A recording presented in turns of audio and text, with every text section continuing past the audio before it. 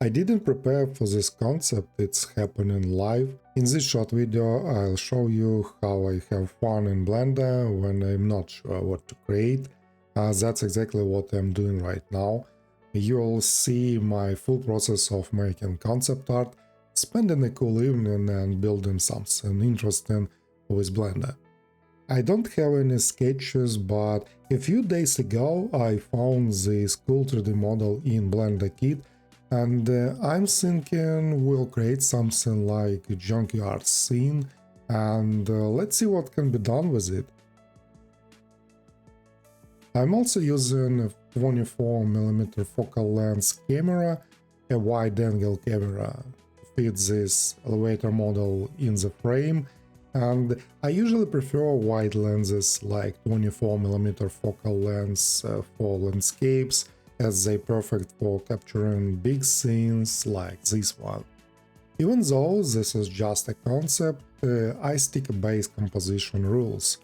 To do this, I turn on compositing guidelines in the camera settings to see the classic rules of thirds, and I think we should move this elevator closer to these guidelines for better balance. Also, I'm considering mirroring this model. The opposite side looks way better.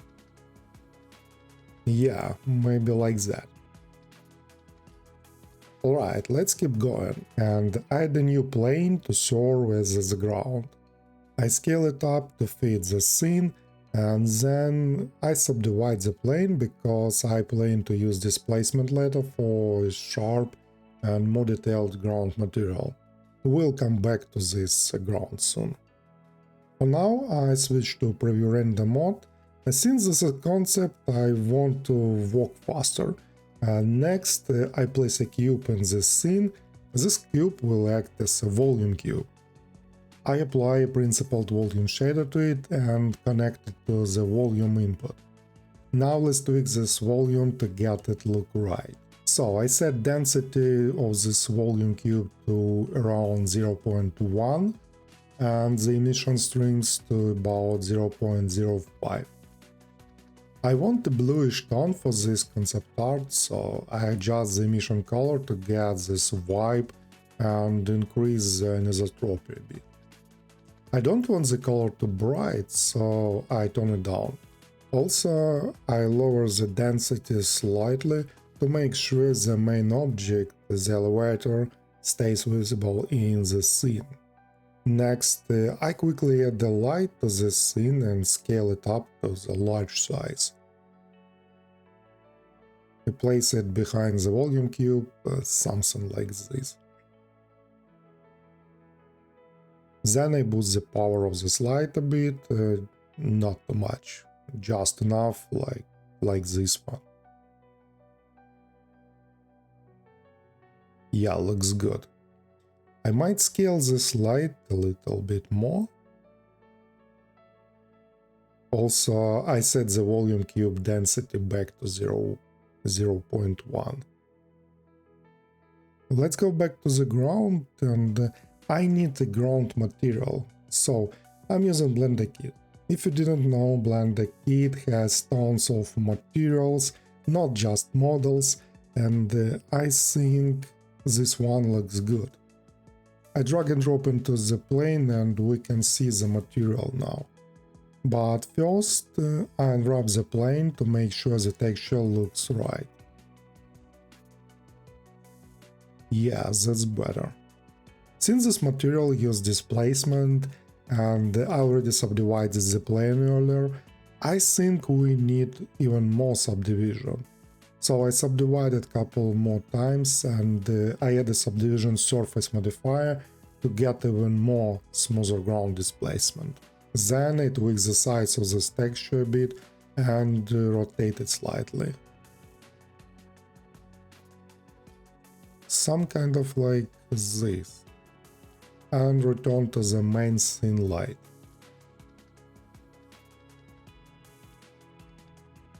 This is a basic scene and I'll keep adding more models later, but for now I'm switching to post-production. I'm using my power grade add-on for this and I set a contrast to a medium-high level. Also, I tweak the color balance to add deeper contrast to the artwork. Most people probably prefer doing post-processing after the final render, but this is Blender and rules don't apply here. With the real-time compositor, I can set basic parameters like color using the compositor or Power Grid add-on, in this way I can already see the final look take shape on this stage. Last time I prefer this pipeline. I talked about it in detail during my last masterclass, which you can find on my Patreon. You can also grab my Power Grid add-on there. It really simplifies post-processing in Blender. If you're interested, all links in the description. Okay, it's time to bring this scene to life by adding more models. I want to include some train rails here, so let's search for something in Blender Kit. This one, yeah, this one looks good. I add an array modifier to these rails and rotate them to fit the scene. By the way, check out my Blender Kit link in the description to get 10% off the full plane. You can use Blender Kit for free, but the full plane gives you access to way more resources for your projects. Alright, let's add a car to the scene right around here. I want an old car, vintage car, not a modern car. This model looks cool, I guess. Let's rotate it to fit the scene and turn on the car's light for some effect. The model doesn't have lights, but we can add them easily. I add the point light and place it where the front headlights are. Let's increase the radius and power. Then set a color to warm tone. Now I duplicate this point light as an instance with Alt-D and place it on the other side. The light looks good, but for more realism let's add the light beams from this car to highlight parts of the scene.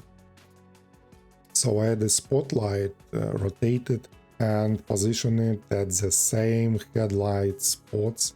Let's increase the radius for softer light rays and boost the power, maybe a bit more. Nice. Now I select everything except the ground, including the car, and press Ctrl P to set the car as the parent object. It allows me to move just the car, and all the lights will follow it around the scene without selecting them all separately every time when I try to move this car. Okay, let's add a character to this scene, and I'm going with my favorite Stefan model, which I'm used a lot in my past artworks. Let's place him right around here.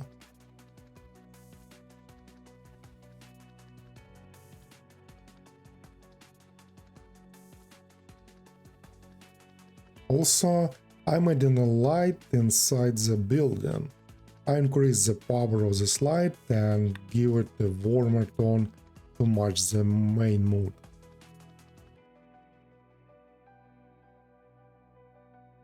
Alright, let's add some glare right away with Power Grid add-on. I keep it light and a bit of lens distortion. Yeah, like this. Also, let's tweak the gamma to make the color more bluish.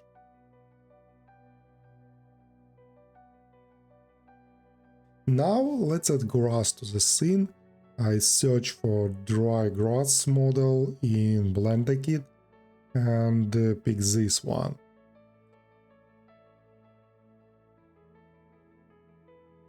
To scatter it around the scene, I use the secret paint add-on and just paint with grass across the scene. Adjust the scale so the grass isn't so too tall and paint more to make it denser. Next, let's add some utility poles for wires. I saved a few in my Blender Kit bookmarks. I guess I place one here, scale it, and add another one to the opposite side of the frame. I duplicate it again for the foreground to fill the scene.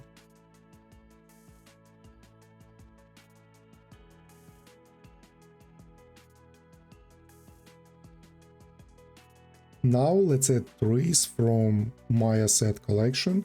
You can download this free tree collection on my Patreon, link in the description. I scatter a few trees around using the same secret paint add-on like I did for the grass. I don't want too many trees, since we are mostly seeing the silhouettes. I duplicate one tree on the opposite side for the frame to balance the composition and close it. So let's add a road sign, like a stop or do not cross a sign, and place it around here. Also, I want to add some fence, but not wooden, something like this. Yeah, looks good.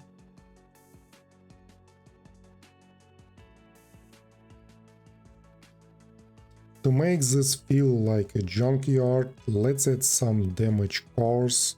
And Blender Kit has a huge variety of models, including tons of wrecked cars, perfect for this scene. Blender Kit is super helpful for commercial projects where time matters, or for some projects like this to quick fill the scene. This is a simple Blender sketch, and with Blender Kit we can work faster. So let's go back to Power Grade to bump up the contrast and increase the shadows. This keeps the deep contrast but not so dark shadow areas. So let's go to Compositing to add a film grain effect. Here I already have a Power Grade node from the add-on. I can even open the add-on in the Compositing sidebar and work here as well as I did in 3D viewport. So I add an image node and I have film grain image which I'm going to use here. And then I need the scale node set to render size and connect this image node with mix color node. Set the blending mode to add. And apply the grain to the render.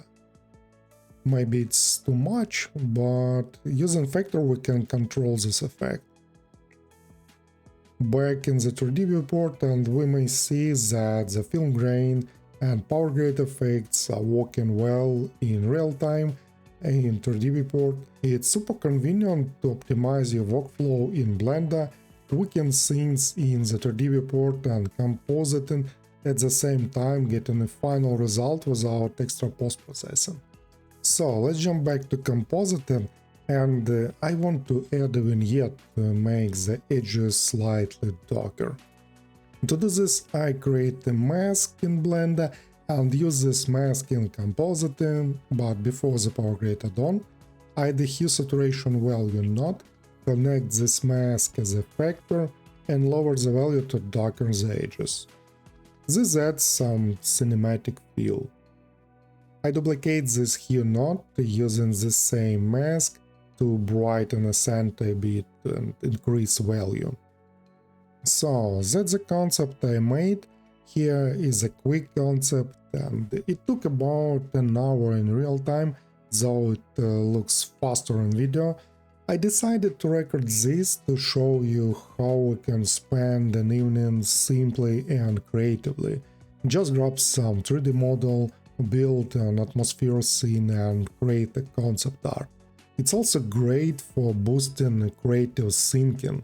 When you have a model, you can invent a story for it, imagine its environment, and think about where it might exist. It's a fun practice, try to develop your own creative mindset.